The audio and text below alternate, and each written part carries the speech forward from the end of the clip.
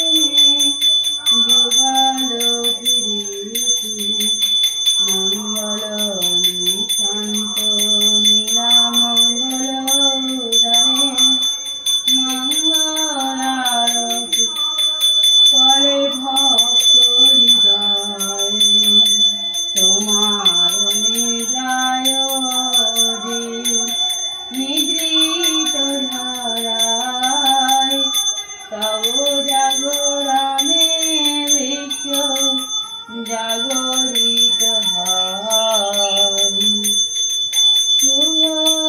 দৃষ্টি করবে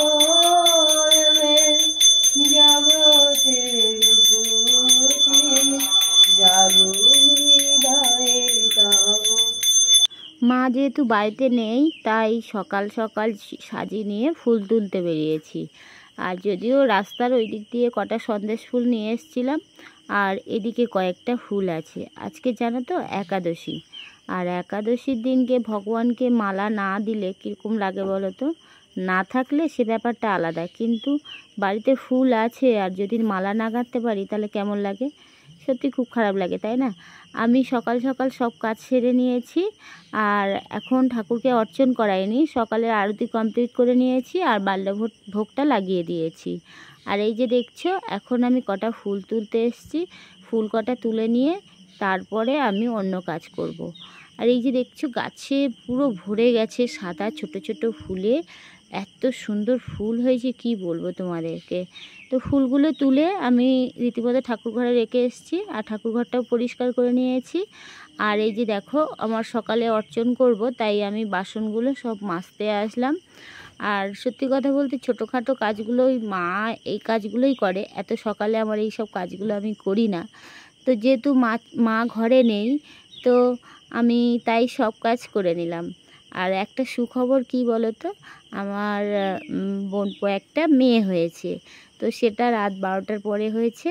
তো তাই নিয়ে খুব খুশি সবাই। আর মা মনে হচ্ছে আজকেই চলে আসবে, বিকালের দিকে কিংবা সন্ধ্যা হয়ে যাবে, জানি না। তো কালকে যেহেতু আমাদের একটু হালিশহরে যাওয়ার আছে, তো তাই তাড়াতাড়ি করে আমি এই যে দেখছো এখন বাসন মেজে নিচ্ছি।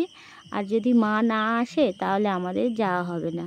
তো তাই আমি ফোন দিয়েছিলাম সকালে, কিন্তু দেখা যাক কি হয়। এবারে কি বলো তো, হসপিটালের ব্যাপার তো, কখন আসবে কি ওইভাবে তো ভাবা কিছু হয় না।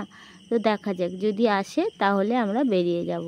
আর এই যে দেখছো এখন আমি ঠাকুর ঘরের বাসনগুলো নিয়ে বসেছি। ঠাকুরের বাসনগুলো একটু ময়লা হয়েছে, কারণ কি বলো তো, মার তো অনেকটা বয়স হয়ে গেছে, তো মা অতটা পরিষ্কার করতে পারে না। তো আমি যথেষ্ট পরিমাণে একটু মেজে ঘষে সুন্দর করে পরিষ্কার করে নিয়েছি। আর এই যে দেখছো গাছে জল দিচ্ছি। সকালে তোমার দাদাভাই বেরিয়ে গেল, ও একদমই ভুলে গেছে গাছে জল দেওয়ার কথা, কিন্তু আমার কাজটা তো আমাকেই করতে হবে, তাই না? এই যে দেখছো আমি জলদান করলাম, সূর্যদেবকে জলদান করে নিয়েছি। আর এইদিকে দেখো সকালের সূর্যটা এত সুন্দরভাবে উঠেছে কি বলবো। তো যাই হোক, আমি জলদান করে নিয়েছি। আর এখন আমি সকালে অর্চনটা করিনি, কারণ কি বলো তো, অর্চন করানো মানে স্নান করানো, আর স্নান করানো হয়ে গেলে মালা না পরালে কেমন লাগে। তো এই দেখো আমি সাজি ভরে ফুল তুলেছিলাম, আর সেই ফুলগুলো আমি এখন বসে বসে মালা তৈরি করব। তো মালাগুলো আগে তৈরি করে নিই, যেহেতু ফুলগুলো অনেক ছোট ছোট, তাই দেখতে এইটুকু হলে কি হবে, অনেকটাই ফুল। তো মালাগুলো একে একে তৈরি করে ফেলি, তারপরে পরাবো। তো এই দেখো আমার রেডি হয়ে গেছে মালা। আমি এবার একে একে আমি সব ঠাকুরকে মালা পরিয়ে দেব। তো যার যেরকম মাপ নিয়েছিলাম ঠিক সেরকম মালা করেছি। আর যেহেতু দেখছো ফুলগুলো খুবই ছোট ছোট, তাই মালা অনেকটাই হয়েছে, সেগুলো তোমাদেরকে দেখাই। আমি গৌরাঙ্গ আর নিতাই পরানো হয়ে গেছে, আর এবার রাধারানী, কৃষ্ণ, গুরুদেব, বৃন্দা দেবী সবাইকে আমি একে একে সব মালা পরাবো। তো এই দেখো মালাগুলো কত বড় বড় হয়েছে না, কত মোটা মোটা। আর যদি ফুলটা আরেকটু বড় বড় হতো তাহলে মনে হয় আরও বেশি করে ভালো হতো, তাই না? তো চলো মালাগুলো আগে পরিয়ে নেব, নিয়ে তারপরে অর্চন করাবো। যদিও আমার কাজগুলো একটু উল্টো পাল্টা হচ্ছে, কারণ কি বলো তো, মা যেভাবে সুন্দর করে গুছিয়ে করে হয়তো সেভাবেই সুন্দর করে গুছিয়ে করতে পারছি না, কিন্তু আমি চেষ্টা করছি একের পর এক কাজগুলো করে রাখা। আর এই যে দেখো মালাগুলো কত সুন্দর হয়েছে, এত সুন্দর হয়েছে কি বলবো। আর যদিও আমার ঠাকুরের কাছে খুব ফিকে লাগছে, কারণ কি বলো তো, মালাগুলো অনেকটাই সরু সরু তো তাই, কিন্তু কিছু করার নেই। গাছে যখন যেরকম ফুল হয় সেই ফুলেই তো মালা তৈরি হয়। আর যদি আমি এই মালার জায়গায় কিনে আনতাম তাহলে কি হতো বলো তো, আরও সুন্দর লাগতো, তাই না? কিন্তু আমি এইটাই দিয়ে চালিয়ে দিলাম। আর গাছে দেখছো কয়েকটা ওই এক ধরনের ফুলটা ফুটেছিল, আগের দিনকে আমাদেরকে দেখিয়েছিলাম। আর সেই ফুল দিয়ে কি বলো তো, একটা রাধারানী আর একটা কৃষ্ণ দাদাকে হাতে দিলাম। তো এই দেখো আমার মালা পরানো প্রায় কমপ্লিট হয়ে গেছে, আমি গোপু সোনাদেরকে সাজিয়ে নিয়েছি। তো চলো এইবার আমি আরও যেগুলো বৃন্দা দেবী, তারপরে গুরুদেব, আমার গুরু মহারাজ, মায়ের গুরু মহারাজ, সব যারা যারা ছিল আমি একে একে সুন্দর করে মালা সব পরাবো। তো আগে আমার একটা মালা এক্সট্রা হয়েছে, সকলকে দিয়ে দেখলাম একটা মালা এক্সট্রা, তো তার জন্য আমি কৃষ্ণ থেকে রাধারানীর হাতে সুন্দর করে পেঁচিয়ে দিলাম। তো দেখো এখনও আমি অনেক মালা গেঁথেছি, গেঁথে একে একে করে সবাইকে লাগাবো। মা থাকলে হয়তো অন্যভাবে মালাটা গাঁথতে পারতো, কিন্তু আমি ঠিক তার অন্যভাবে মালাটা গেঁথেছি। আর চলো এইবার আমি খেতে দেব। তো আমি দুপুরে আজকের আমাদের কি প্রসাদ হয়েছে সেটা তোমাদেরকে দেখাই। আজকে যেহেতু একাদশীর জন্য আমি সবজি করে নিয়েছি। আজকে স্যালাড দিয়েছি, আলু সিদ্ধ করে টমেটো আর শসা কুচিয়ে স্যালাড করেছি।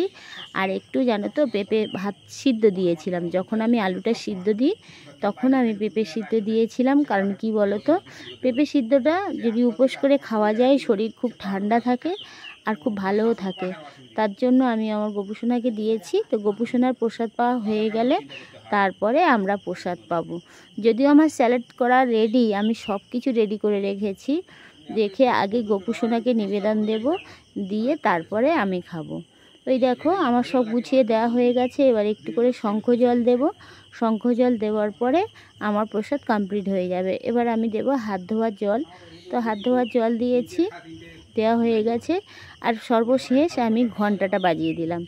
তো এই যে দেখছে, চলো আমার ভোগ লাগানো হয়ে গেছে, এবার আমরা প্রসাদ পাবো। দেখো গাছ থেকে একটা নোনা ফল পেরেছি, এটা একদম পেকে গেছে, দেখছো লাল টিস করছে। ফলাটা তোমাদের দেখানো হয়নি, খাওয়াটা তোমাদের দেখাচ্ছি।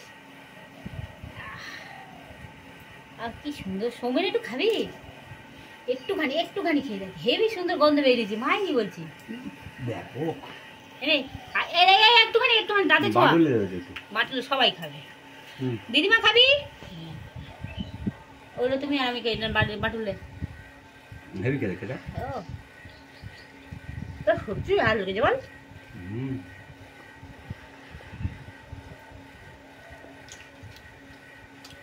আতা ফলটা আর একটু মিষ্টি হয়, সেম টেস্ট। এটা আলাদা, আতা ফল আলাদা। আতা ফলের ক হয় নোনা নিবিড় কর মতো, তাই?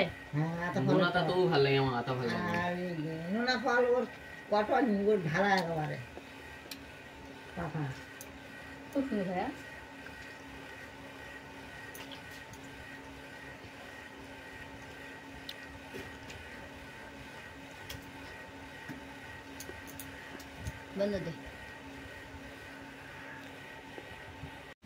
আজকে এত সুন্দর হাওয়া দিয়েছে কি বলবো।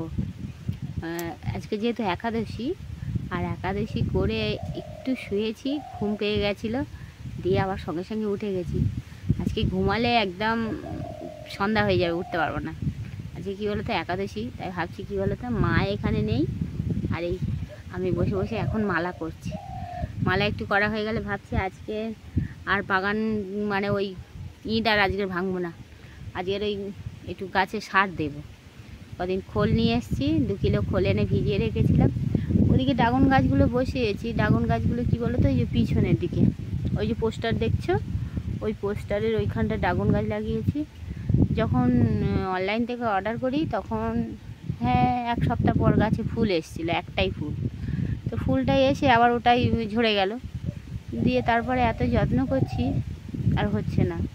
মনে হচ্ছে ওইখানে গাছপালার আওতাগুলো আছে না, আরেকটা তো এইদিকে দিয়েছি, বাথরুমের এই ফুলটা দিয়েছি, তো এইখানটা তো একদমই সে হচ্ছে না।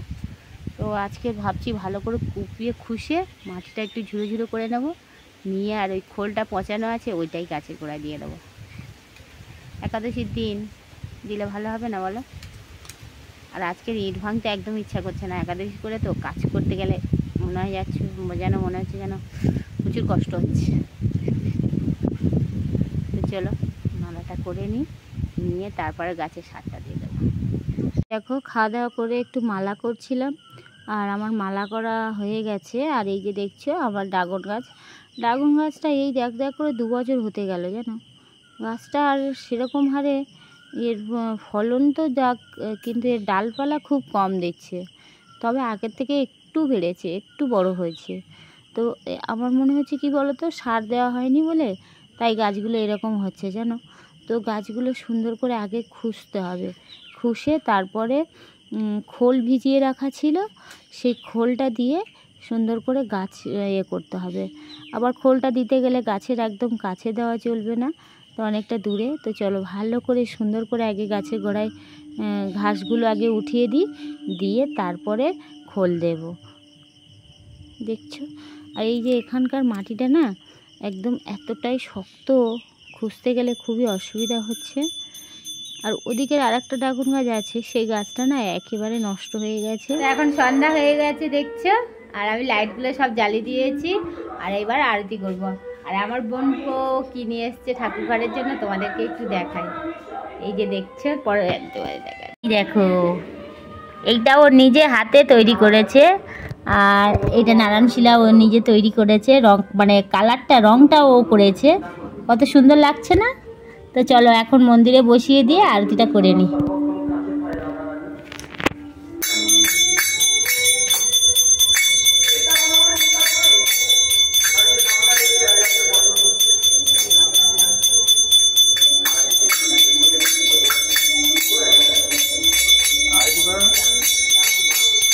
গান করতেই থেমে যাচ্ছে।